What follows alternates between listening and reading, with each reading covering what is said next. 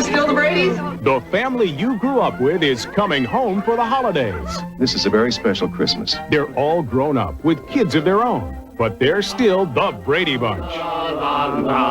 Merry Christmas! So deck the halls and trim the tree. Is this a good time for me to talk about the missing pies? No, Alan. It's time to celebrate a very Brady Christmas. Friday night at 8 on UPN 56. Hello, everyone, and welcome to a special edition of the Not Content Podcast exclusively here on YouTube. Please like and subscribe to this channel this month as a kind of a companion piece to what we are doing in the month of December on the main feed. We are doing some kind of mini episodes about Christmas specials. Last week, we talked about Garfield. This week, we are talking about A Very Brady Christmas. And it just so happens, because we are kind of doing them in chronological order, that we are talking about my two choices first. And I did not pick this because I thought it was necessarily good, but because I thought it would make for an interesting conversation 36 years after the fact, especially as somebody who watched the Brady Bunch a lot when I was a child. I don't know that kids are necessarily watching old sitcoms anymore.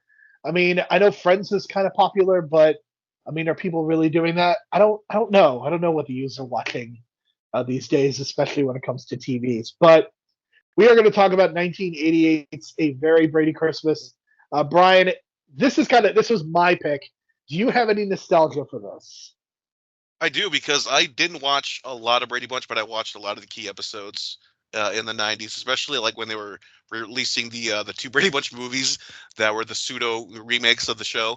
And I saw those in theaters, and I remember there was a lot of hype at the time of bringing back the Brady Bunch on TV to hype up the movies. So I watched the Hawaiian one, the one where, Jan my nose, or Jan my nose, and then she breaks her nose. Vincent Price is in the Hawaii episode, so I'm sure that got you. Yeah, that's right.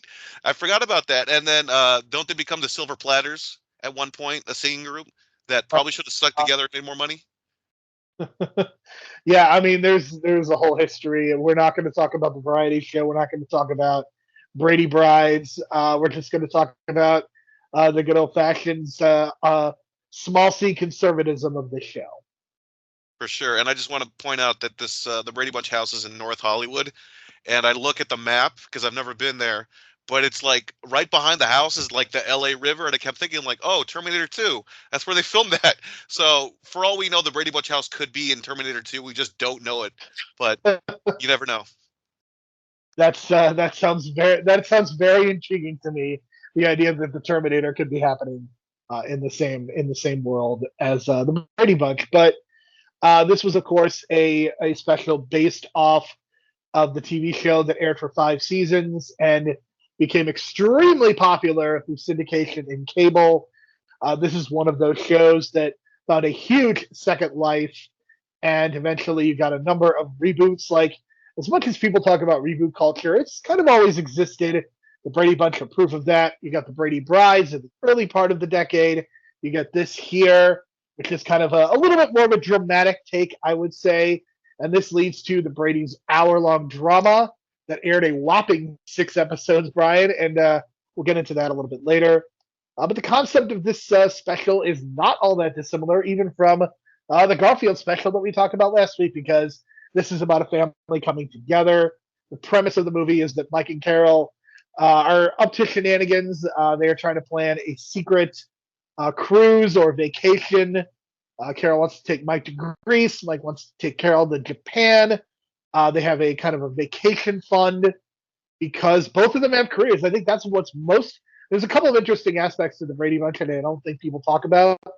It's the fact that Mike and Carol were both, their spouses died. Maybe they murdered them. I mean, that's the prequel that we may never see, but they may have murdered their spouses. Possible. We don't know.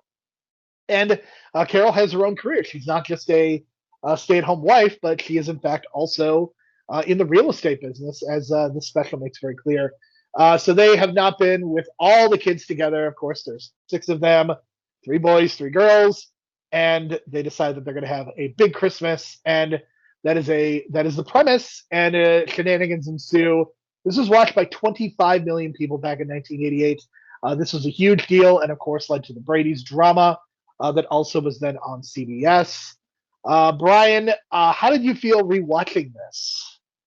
Well, you had to make it clear to me that I was mixing up some of the episodes of the Brady's with this because I kept thinking, oh yeah, it's Christmas, and then someone runs for office, and I was like, and you're like telling me, no, no, no, no, that's the Brady's, and I'm like, what? And then I looked it up. Excuse me. The 6 episodes of the Brady's were turned into 3 TV movies. So when I watched that, I watched it as a TV movie on like ABC Family randomly 20 years ago, thinking this was like the Christmas special or whatever, and then I just kind of combined it in my head.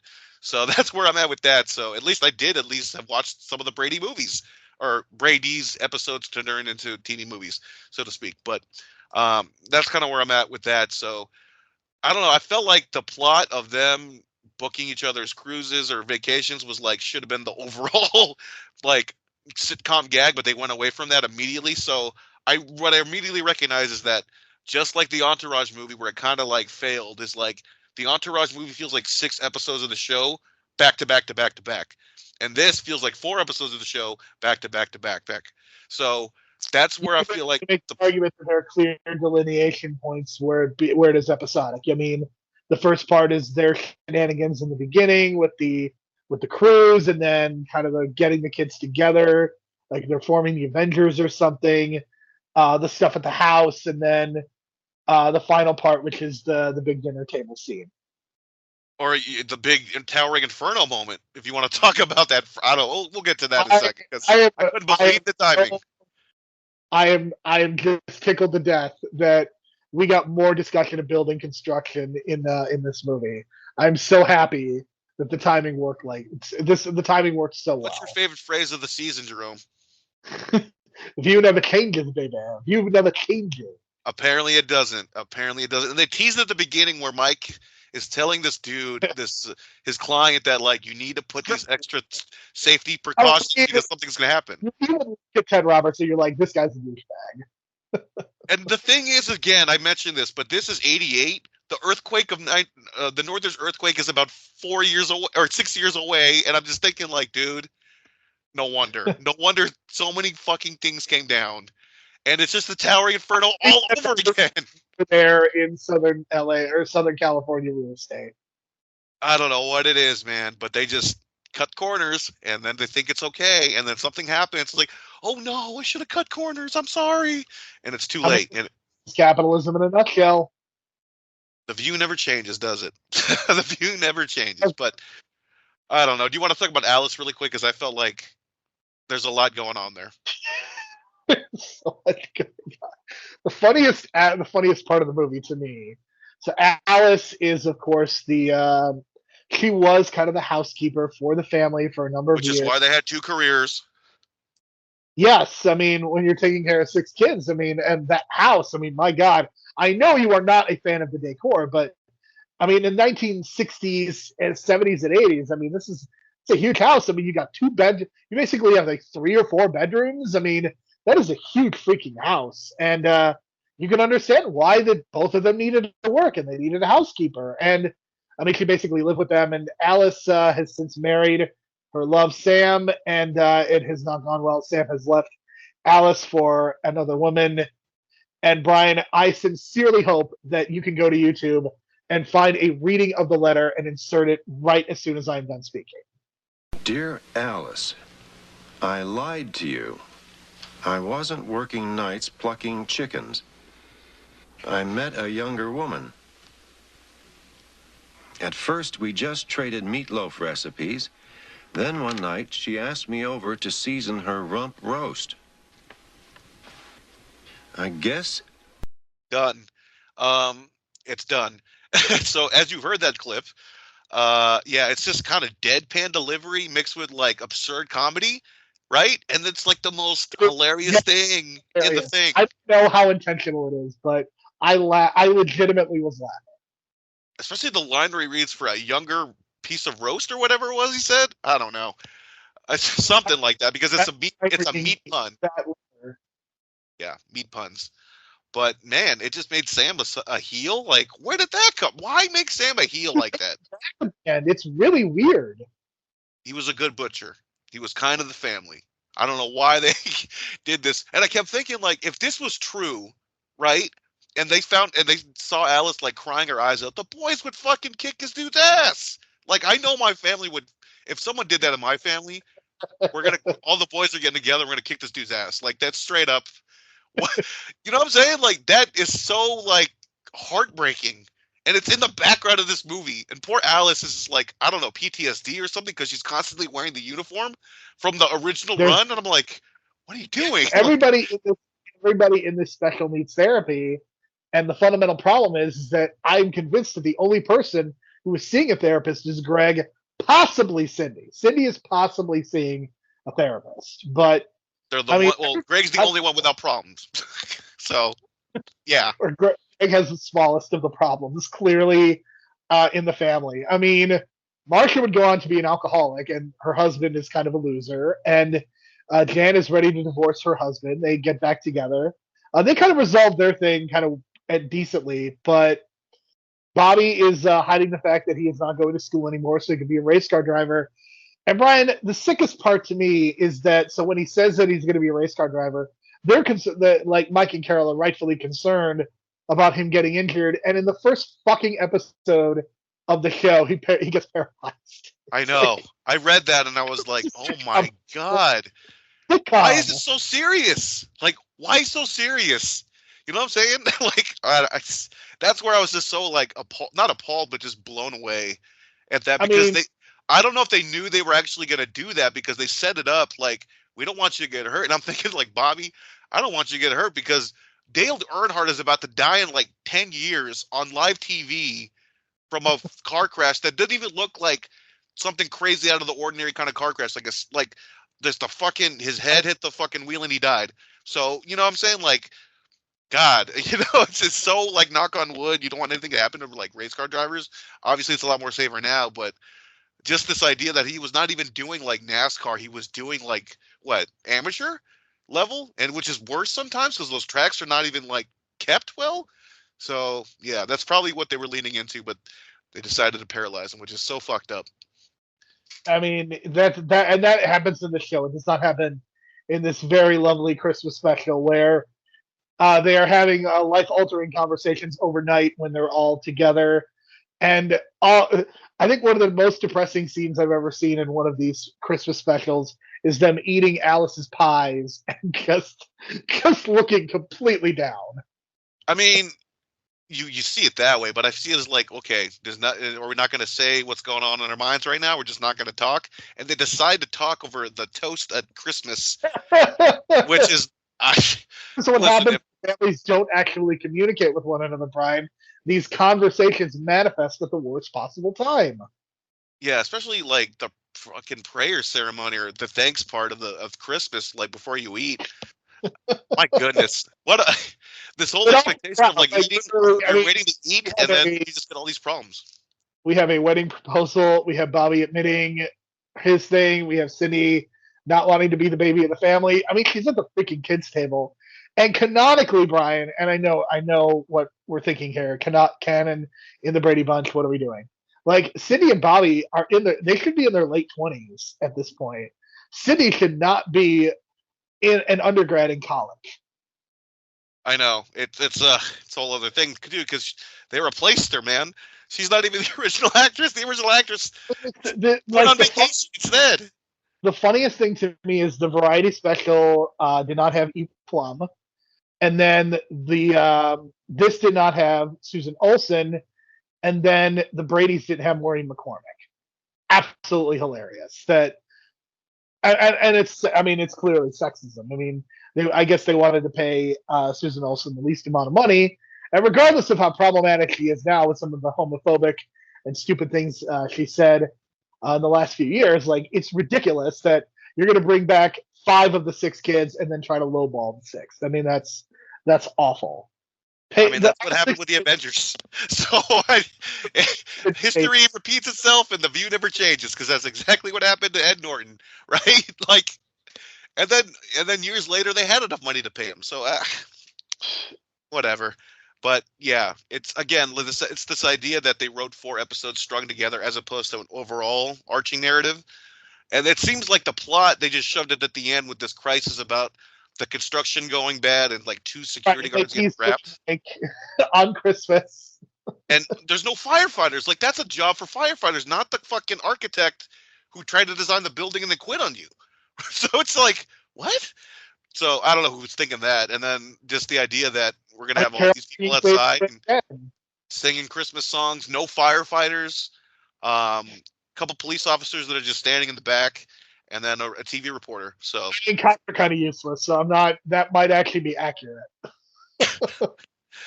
my goodness. And then it's just like, I'm sorry, I didn't think this would happen. You know, I didn't think cost cutting would cost me my building.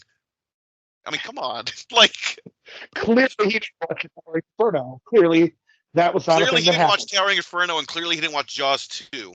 So, because the joke in Jaws 2 is that the mayor fucking got reelected after all that shit. So happened. Hilarious.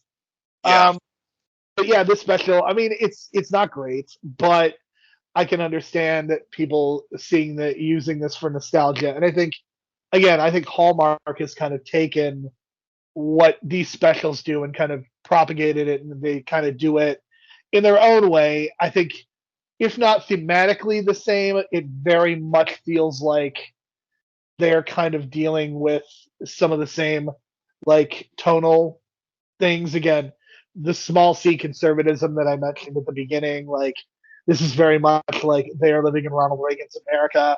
We're talking upper class, not a black person to be found. And I mean, it's like, it's fine. It's definitely for me a 5 out of 10. And I think Brian and I are in agreement on this one. yeah, 5 out of 10.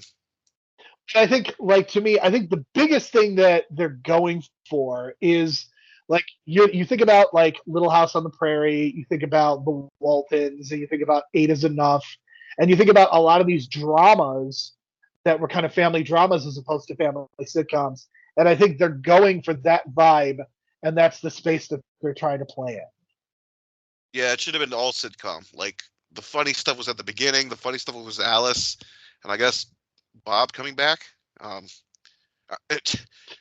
mean, Sam coming back is just like, God, like that's probably not even the same Sam. It was some dude in a Santa costume.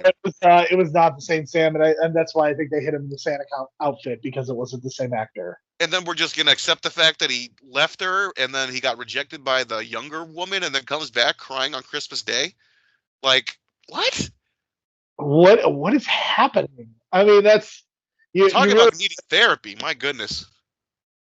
I mean, that's the thing. Is like you watch this special when you're a kid, and you're like, "Oh, it's adorable that they're resolving all these problems at Christmas." And as an adult, you're like, "Why aren't they resolving these problems so that they're not talking about this at the Christmas dinner table?" Yeah, and I gotta say, Peter. I mean, goddamn, he looks like Seth MacFarlane. A, but B, dude, I would have put a ring on that way before Christmas. Like, who cares if she's your boss? Look at what Christopher Knight, like, look what happened with the reality TV show and what happened after this. I mean, it's funny to me just where everything ended up, and especially Christopher Knight kind of having this second life as a reality star, and it very much is in line with all the bullshit that's going on with this movie. So yeah, it's really amusing to me. I mean, again, this is a great shakes, and certainly not something that is going to go in kind of the Christmas pantheon. But I mean, again, 25 million people watch this. This is definitely a Christmas favorite for a lot of people, and even for me at some points. I will say this: the guy that played Wally did a good job. I felt like he was like the fourth Brady brother. He just fit right in. And if you notice some of the scenes, like it just seemed like he was like already in with the family. So he's really comfortable. That's why he's like hesitation of not telling everyone that he got fired really hurt him. And that's kind of relatable. So I see how like they kind of played that, and that was actually like, oh, that's real life for you, and that's kind of a real thing, and then your family's going to support you no matter what. I also have always said that Robert Reed is doing his best. I mean, this is kind of a hapless role. And do you realize who was supposed to be Mike Brady at one point? No, I think they filmed the pilot with him though, right? The original guy. No, they didn't film a pilot with him, but there was a rumor that they wanted Gene Hackman to be Mike Brady. Ooh, that would have not worked at all. Not worked at all. I mean, it would have tanked Gene Hackman's career. Yeah, A, yeah, B. He's not that kind of comedic actor. He's more the guy of a Cary Grant where he's going to try to insult you and smile about it. Be less charming than Cary Grant, but he's definitely trying to insult you and smile about it. So yeah, that's the Brady Bunch. Brian, when are we going to get the prequel where we find out what happened to Mike and Carol's spouses? Well, you mentioned that. I kept thinking like if they ever actually do another remake, they should switch it where Mike has the girls and Carol has the boys, right? So that would really mix things up because then the boys end up becoming mama's boys by 40 in default, and then the girls become daddy's girls. So it changes the dynamic. Because if you notice, the Brady boys are very like already kind of set, like I guess in their head about their ways, kind of like a masculine kind of thing, which is fine. And then the girls are already set too. But if you switch that dynamic, I think we're gonna get even more issues and problems with these kids. So I am really surprised that nobody has tried to reboot this with like a mixed, like in terms of like racially mixed or something like that. I'm really surprised that we haven't gotten that because it just seems like the I natural think thing. it's the singing that people just don't want to. Something about that song is like too nostalgic. Doesn't fit the I tone. also think that family sitcoms kind of have had their moment and they're not really as relevant as they used to be. I think more people are much more into, the single cam and more workplace comedies. If there are comedies at all, again, you don't really see a lot of comedies even on network TV. So that's a very Brady Christmas, which came out 36 years ago, and which we have discussed here as a YouTube exclusive. Brian, what are we talking about next week here on YouTube? Well, it's my turn, and I decided to pick some offbeat episodes, I guess, about Christmas, kind of satirical ones, I guess. We're going to talk about Dinosaurs, the episode where it's Refrigeration Day, and it's clearly one of the best like parodies on Christmas ever. And it's from a dinosaur's perspective on what the holiday is and why you appreciate certain things and why you put lights on the refrigerator, shit like that. And you're wondering like what's going on with the refrigerator. Apparently, in dinosaur times, they just discovered like ice and how to preserve ice in refrigerators. So it's very important to them to honor the refrigerator because it provides food. Simple things like that. You know what I'm saying? And we'll talk about dinosaurs more So next week as well. Dinosaurs is a very underrated show, and I think it has only gotten more underrated as we've gone through the years. But I'm very excited to talk about it. Like this is actually good. Like I think we had fun with Garfield. I think we had our fun with the Brady's. This is actually good now. Yeah, and we'll talk about how like the pandemic kind of helped lift this show up because people got like looking for stuff to rewatch and watch, and once this dropped on Disney Plus, like dinosaurs became a thing again. I mean, this definitely became. I mean, that is not a joke. And when this started streaming on Disney Plus, I mean, it definitely became a thing, and not just for nostalgia, but I think people definitely made connections with this show that they may not have when it aired 30 years ago. But we will talk about that next week here on our YouTube exclusive series here in the month of December. For Brian, I'm Jerome. Thank you so much for listening. We'll be back next week.